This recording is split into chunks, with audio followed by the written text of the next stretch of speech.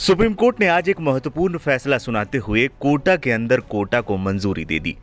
देश के मुख्य न्यायाधीश जस्टिस डीवाई चंद्रचूड़ की अध्यक्षता में सुप्रीम कोर्ट के 7 जजों की संविधान पीठ ने 6-1 के बहुमत से फैसला सुनाया कि अनुसूचित जाति और अनुसूचित जनजाति SC/ST के अंदर उपवर्गीकरण किया जा सकता है, यानी SC/ST को मिल रहे आरक्षण कोटे के अंदर कोटा लागू किया जा सकता है। इसके साथ ही सुप्रीम कोर्ट ने EV चिनैया बनाम आंध्र प्रदेश राज्य मामले में साल 2004 में दिए गए 5 जजों की पीठ के फैसले को खारिज कर दिया। उस फैसले में कहा गया था कि SC/ST कैटेगरी के तहत उपवर्गीकरण नहीं किया जा सकता क्योंकि वे एक ही समरूप वर्ग से आते हैं।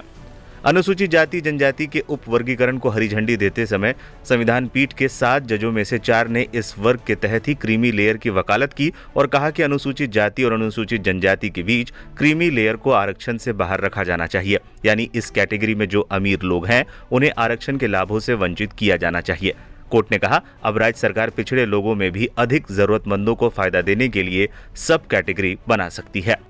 सुप्रीम कोर्ट में दलित जज जस्टिस BR गवई ने अपने फैसले में कहा, राज्यों को SC/ST कैटेगरी वर्ग के बीच क्रीमी लेयर की पहचान करने और उन्हें आरक्षण लाभ के दायरे से बाहर निकालने के लिए एक नीति बनानी चाहिए। कैटेगरी के बीच सच्ची समानता हासिल करने का यही एक तरीका है।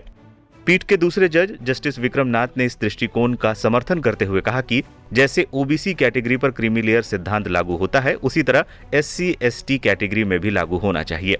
वहीं जस्टिस पंकज मित्तल ने कहा कि आरक्षण का लाभ केवल एक ही पीढ़ी तक सीमित रहना चाहिए। उन्होंने कहा कि अगर पहली पीढ़ी का कोई सदस्य आरक्षण के माध्यम से उच्च पद पर पहुंच गया है तो दूसरी पीढ़ी को आरक्षण का हकदार नहीं होना चाहिए।